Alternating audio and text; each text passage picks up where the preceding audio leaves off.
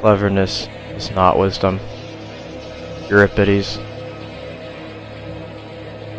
Youth is easily deceived because it is quick to hope. Aristotle. The truth is, everyone is going to hurt you. You just gotta find the ones worth suffering for. Bob Marley.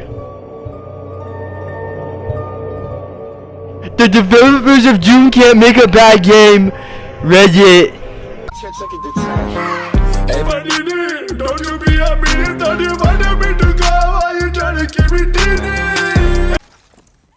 Alright, what's going on, guys? It's your boy Oswald in here.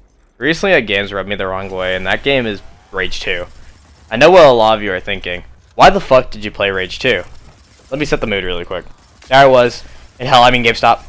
In the position I naturally am, rating in my alpha male energy constantly, I decided to pick up epic and funny Borderlands 1 because I wanted to play as my wife Lilith. However, the dork behind the counter recommended Rage 2 over Borderlands 1. Just for the record here really quick, the dude is actually pretty cool, pretty nice guys, and I'm very sorry you work at GameStop, so just blink twice if you need help. As the consumer zoomer I am, I didn't look into the game whatsoever, despite hearing a long time ago it wasn't playable at launch. I bought it with no hesitation for $15 instead of completing my Borderlands game collection, which was a stupid idea looking back. On the bright side, the dude was nice enough to throw in the Steelbook for free, and I like Steelbooks, so there's that. Now, on the other hand, not only did I play the game, but I actually platinumed it. So at this point, I'm kind of an expert, so let's get into it. Number 1, what the fuck is this game? Okay, no, but for real, alright, let's start. The most notable part of this game is the gameplay. It's really entertaining and makes you feel really powerful. Gunfight wise, there's never really a dull moment in this game. The problem I honestly have is pretty much everything else. The story is just so boring. Nothing feels intense or urgent. There is no point in the story where I feel immersed or really care what's happening. It's just not interesting. It's a cliche, bring down the authority with a ragtag team storyline, but has nothing else to offer. The main character is actually pretty dog shit as well. I played as the male, but I assume they're both named Walker. They have literally no personality whatsoever, so I can't fathom anyone really liking this character.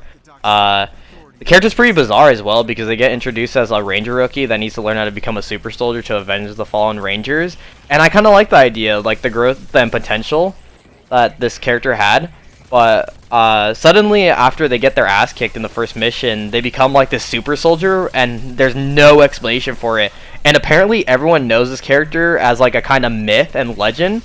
And like, am I legitimately missing something here? Because like, when the fuck did this happen?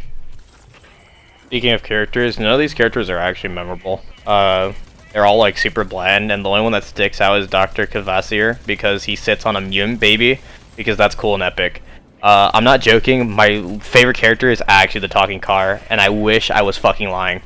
The villain in the game seemed to have potential as a threat. He killed the protagonist's aunt or something, I don't even remember, so he clearly was to be feared. This was up until the point he gets fucking cucked when the game has you kill him in the middle of like the plot. Sure, he comes back, but you immediately lose any intimidation or hype in the endgame because you know how much of a pushover he is. This could have been redeemed if he had some sort of trick up his sleeve to make him a stronger threat, but you never even get to fight him. You fight big pushover monster instead. This can be a little bit biased, but the setting didn't stand out to me at all. As a Borderlands player who's really fond of that setting, this wasteland has literally no character.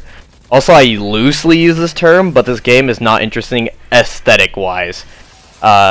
With all these robots and mutants and crackheads, I honestly can't even tell you what the aesthetic even is.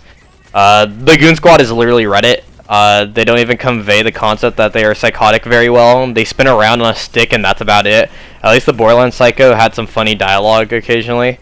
I mentioned the game was unplayable at launch, and I assume they fixed it, but this game currently still has a bunch of bugs, and I've ran into it several times. Something slightly intense happened and I crashed. I fell through the world a couple times, and the stats being bugged made tracking my trophy progress ridiculous. Hadamari Manors is the worst trophy I've ever had to get. It's a bunch of collectibles, which is already annoying, but you can't even follow a guide because they are completely random. I wasted 5 hours trying to find the last 3. I know I said earlier the gameplay was solid, but it's clear that this is a rushed product, and really it's just a test for Doom Eternal, which is a much better game that I've beat and enjoyed. The AI fighting each other looks awfully similar, and some game mechanics are shared like these.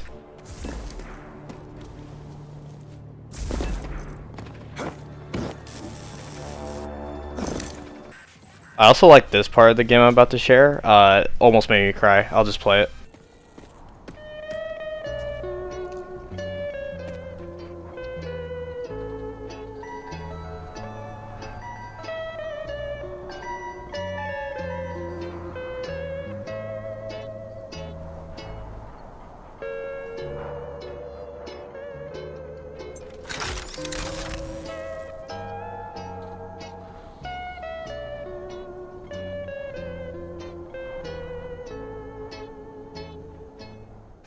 But yeah, I went on longer than I really should have. The gameplay is quite satisfying, so I wouldn't say this game wasn't worth the $15 I spent, but F for the people that bought this base price. I wouldn't discourage anyone from getting it at $15. It's not the worst thing ever. It's probably the best worst game to exist recently. But at $15, I'd probably just advise you to buy something else. Doom 2016 would cost you probably about that price at this point, so I would definitely recommend that for sure. Overall, I'd say this game is like a 4 out of 10. And yeah, that's about it. That's all I got. Thanks everybody for watching. This has been YellowSwalton. See you in the next one. Stop unsubbing. Peace.